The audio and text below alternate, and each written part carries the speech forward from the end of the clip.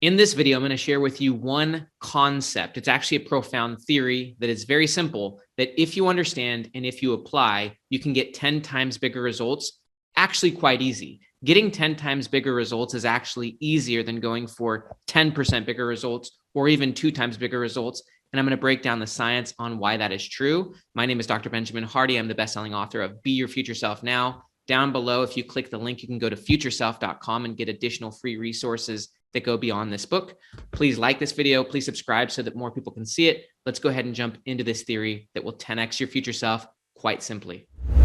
So I'm going to start by showing my screen and sharing with you a picture. The theory that I'm talking about is called the theory of constraints. You may have heard of this theory initially in the book, The Goal, which I believe was published in the 1990s. It's now sold over 10 million copies, and it's like a business classic. But the theory of constraints is really about the idea that within every system, this could be a business system, it could be your life, it could be your day. Within any system, there's a bottleneck, and that bottleneck is the core constraint.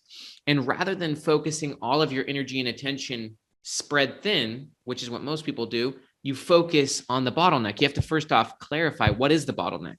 What's the one thing that if solved, or if I put a lot more energy and effort into, if I actually solved this thing or got much better at this thing, everything else would be easier or irrelevant. There's actually a great book on the subject that was written by a billionaire called The One Thing. And The One Thing forces you to ask, what's the one thing that if accomplished or if solved would make everything else I'm trying to accomplish irrelevant? So back to this picture, one thing that's really interesting is in the theory of constraints, they call the bottleneck the singularity. The singularity is the one thing that if focused on, if addressed, if solved, would make everything else accomplished. I like to think of it like a hose of water, and the bottleneck is essentially where the hose is kinked. It doesn't matter if you keep turning up the water or if you do all sorts of other things. If you don't solve the kink, the water's not going to pass through. And so the bottleneck is the one area that if you focused on would change the entire system. Now I'm going to talk to you about how to find this bottleneck, but also how to put more energy and effort into it so that you can transform your life. Also, one thing that's super important is that there is a bottleneck within every system. And when the system changes, the bottleneck will also change. And so the singularity for you in your life right now, the one thing that if you focused your attention on and actually solved it or put way more energy and effort into, if you actually got better at it, you'd go 10x. One other important aspect to realize is that a big aspect of every system actually is the goal or your future self. The destination or the thing you're trying to accomplish is a part of the context. And so let me share a story of myself in the past. 5 years ago, 6 or 7 years ago, I was a first-year PhD student, and my goal was to become a professional author while I was doing my PhD program.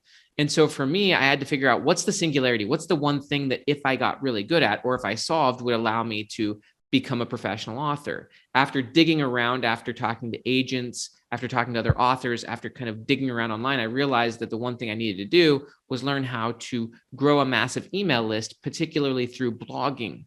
And so I took an online course that taught me specifically how to write viral headlines and how to structure my articles effectively. And I started blogging online. And over the course of 2 or 3 years, I learned how to blog so much that my blogs got read over 100 million times. I was able to grow a massive email list of a few 100,000 people and get that book deal. And so it was by focusing on one thing, specifically blogging virally and ultimately getting a massive email list. That was the singularity that if I could do within that old system, within my old self, that one thing, then I could go 10x, which I did. I was able to go 10x my income, actually 10x, then 10x again.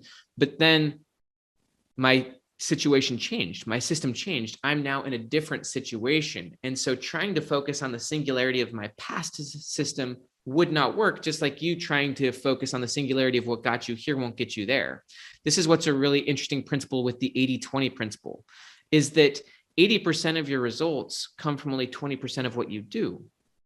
And so 80% of what you're doing is actually a distraction. And so this is one of the reasons why going 10x is much easier than going for 1 time or 2 times, is that going 10 times bigger forces you to be really honest about the 80-20 principle. If you want to grow by 2 times, or if you even want to grow by just like 10 or 50%, the problem with that kind of thinking is that trying to grow in a moderate way or in a linear way, there's literally too many options. It doesn't actually force constraints.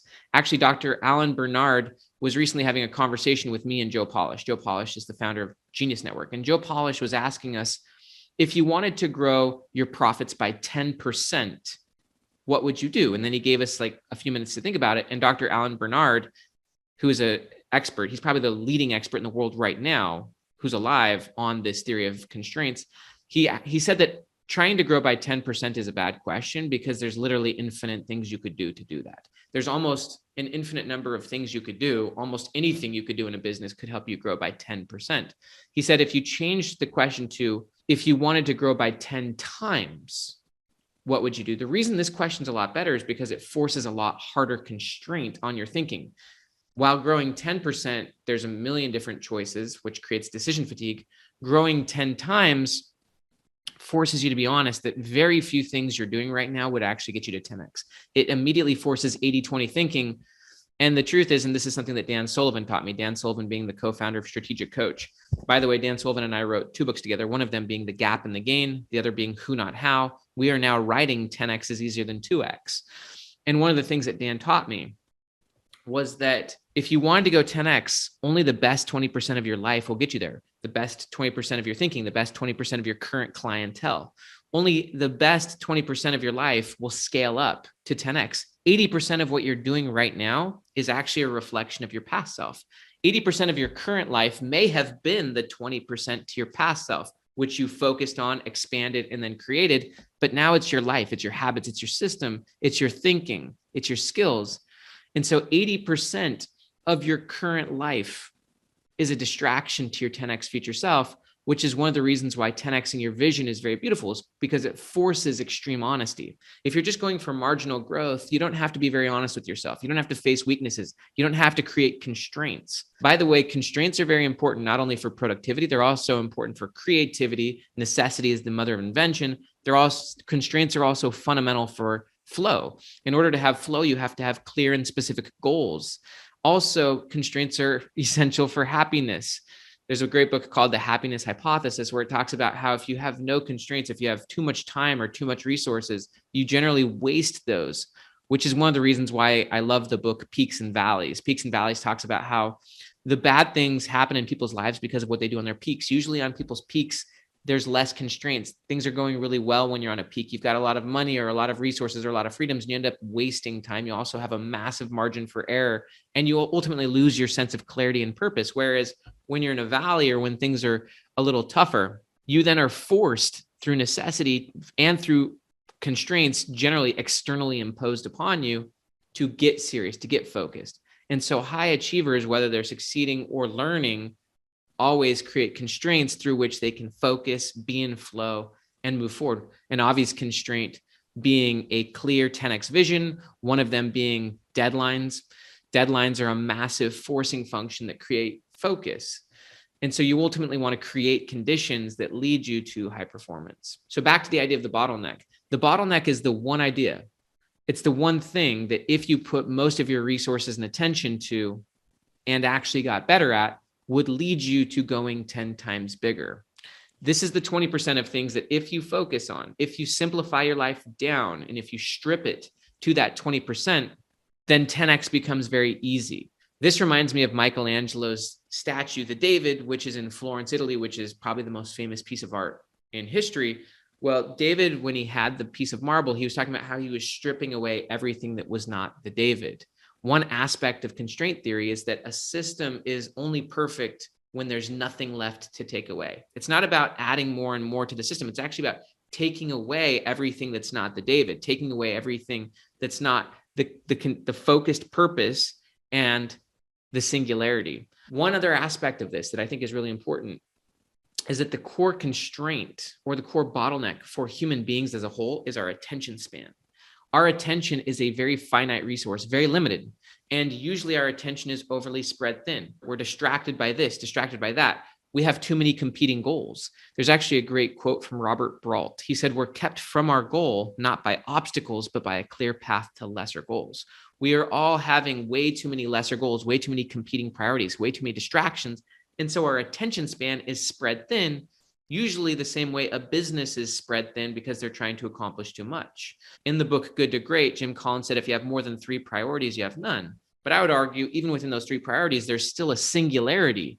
The one thing that, if addressed at a very high level, if you put way more of your resources, way more of your attention, way more of your focus on that singularity, you'd get so much better. So in order to actually define the singularity, first off, you have to know where you want to go.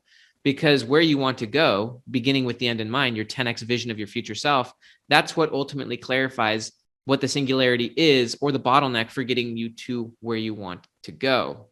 After you've clarified your 10x vision for your future self, it may take a little homework to clarify what's the one thing that if you focused on, if you put way more of your energy, effort, and resources to, if you solved it, or if you got 10 times better at it, then 10x bigger would be easy. It is important to realize that becoming better precedes getting bigger. As the quote says, private victory precedes public victory. Qualitative change precedes quantitative change. It reminds me of the quote from Jim Rohn that ultimately your results are the lagged effect of your own personal development.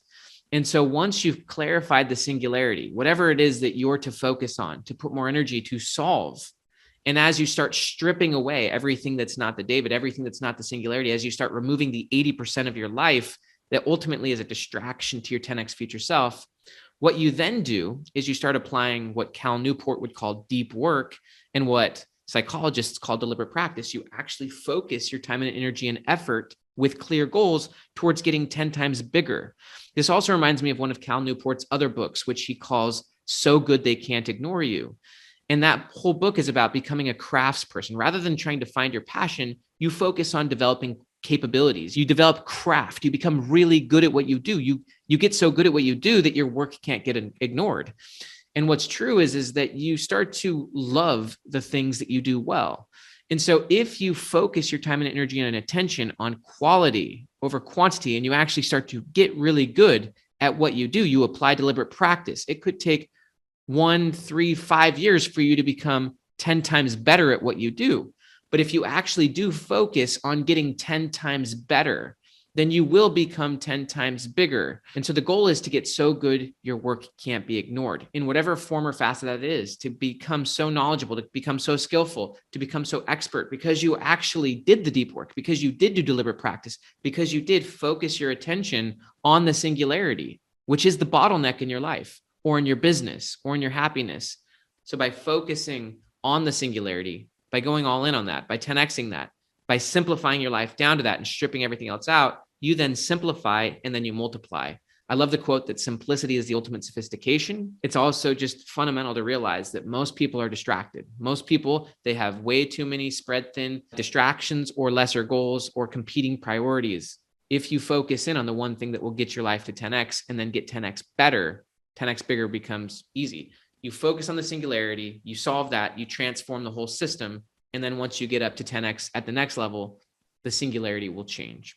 So my invitation for you to think about is, what is the singularity in your life that if you focused way more of your energy and resources to, would get you, your life, your income, your business, whatever it is, to that next level. Sometimes, by the way, the singularity is non-obvious. Sometimes it's non-linear. It's not always a direct path. Focusing on this will lead to that. As an example, I know someone who their main focus was their health. That was their singularity. By getting their health right and ultimately 10xing their health, they were so much better in all the other aspects of their life. I know someone else who focused on their learning. I know someone else who focused on their relationship with God.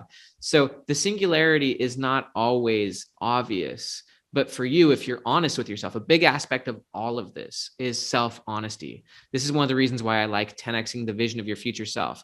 Not only is 10x simpler because it forces honesty that most of what you're doing is in the 80% that's a distraction, 10x is also easier because most people are competing for average. This is something that Tim Ferriss talks about in the 4-Hour Workweek.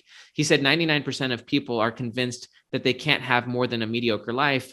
And so almost everyone is competing for average. This reminds me of evolution, that most people are competing for, just the basics. Whereas if you 10x your vision, and if you actually start to believe in that vision and commit to that vision, commitment is a statement of what is. As people, we're all driven by the future that we're most committed to. Our identity is also what we're most committed to. So your vision of your future and your identity are ultimately tied together. Whatever future you're most committed to, that's the thing that's connected to your identity, which ultimately drives your behavior. So as you 10x your vision of your future self, Then simplify and become really honest and start eliminating the things in your life that are clearly in opposition to that. It becomes clearer and clearer the few pathways that will get you there, which then you could invest big in, do deep work, deliberate practice, and ultimately commit to becoming so good you can't be ignored and continuing in and out until you become so good you can't be ignored. Then 10X becomes very doable. And I invite you to do that. Again, please like this video if you enjoyed it. Please subscribe to this channel and have an amazing day.